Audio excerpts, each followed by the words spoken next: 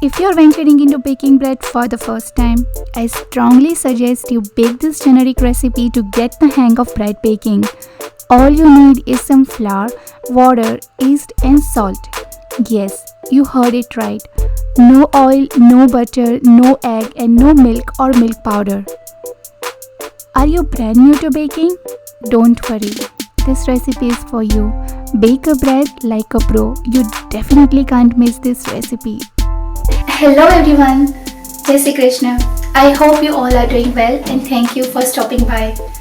Do you love baking bread? So do I. Let's get started. Off to the kitchen. A very warm welcome to my channel Time to Cook. To bake this beautiful loaf, all you will need is 4 cups of all-purpose flour, 1 to 1/2 cups of warm water, 1 to 1/4 teaspoon of instant yeast, half teaspoon of sugar and half teaspoon pink salt.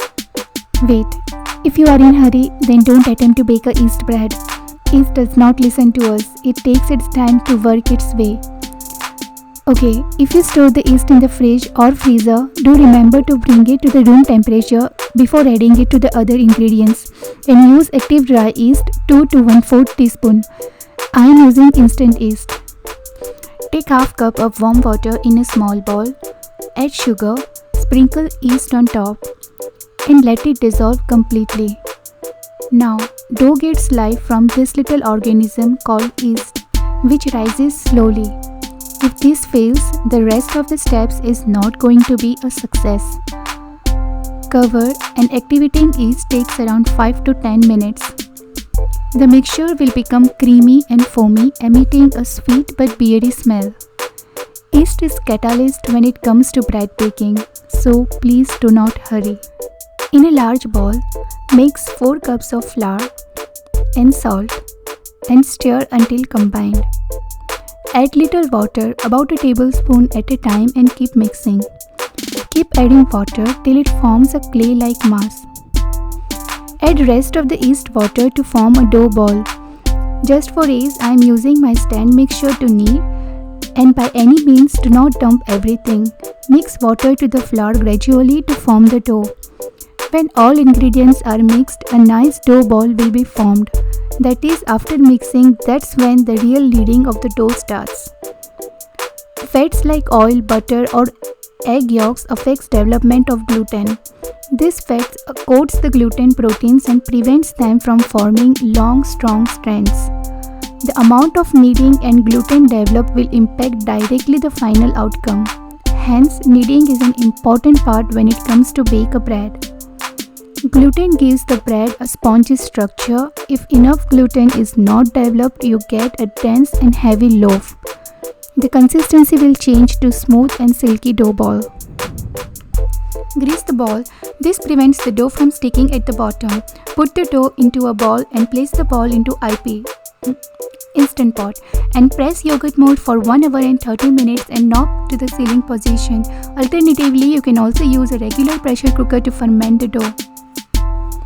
Dough must double in size and press with the finger to check if the indent remains. When you remove the finger, then the dough has risen enough.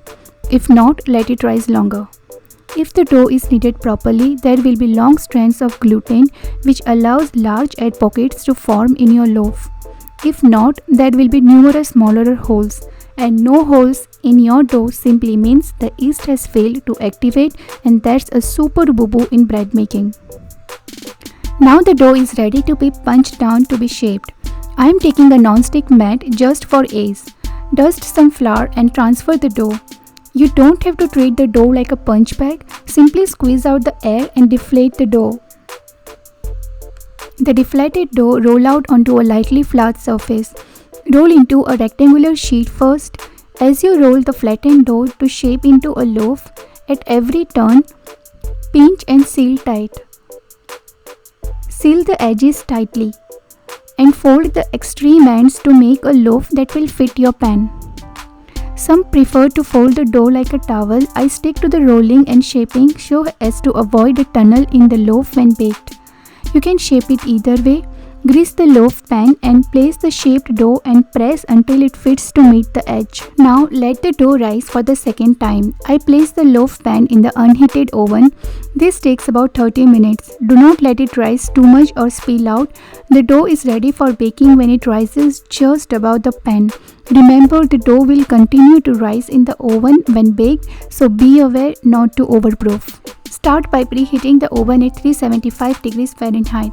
My oven roughly takes 10 minutes to preheat. In a steel pan, add ice cubes and 1 glass of water and place it on the floor of the oven to create steam. Also place the bread dough. Now this step is not mandatory but play safe. This is to create steam in the oven. The steam is needed only during the oven spring or say during preheating. If there is lot of steam, the bread will become chewy. Remove just the steel pan and when you are ready to bake, this is how it looks. And this step helps to prevent cracks on the crust. Preheating and steaming done, let's bake. Baking. This is the step that will turn all your hard work into a beautiful loaf. Place the loaf pan on the center of the middle rack of a preheated oven. Bake for 35 minutes at 375 degrees Fahrenheit or till the crust turns light pink or golden in color. It depends on your oven settings to check. White bread I like light pink in color. Run knife on the edge before detaching from the pan. Unlike cakes, bread has to be removed right away from the loaf pan. This is to prevent condensation resulting into a soggy loaf. This is the bottom surface of the loaf. Polish with butter for a shine. A perfect loaf to me is the one which is crispy and crusty on the outside and holds a proper shape without having an earthquake crack on top. Perfection, isn't it? This freshly baked bounty is a total bliss. Wait for at least 30 minutes before cutting through the loaf. It's best used the same day. Loaf remains fresh for 2 days at room temperature if wrapped and stored properly. This loaf vanishes within an hour in my home. I store the sliced bread in the Ziploc bags and avoid putting the loaf in refrigerator or else it becomes stale. This bread is just perfect for sandwiches. I'm telling you, you can't miss this recipe. Bake it right now for your loved ones, and if you are a teenager, bake it for your mom. She will be so happy.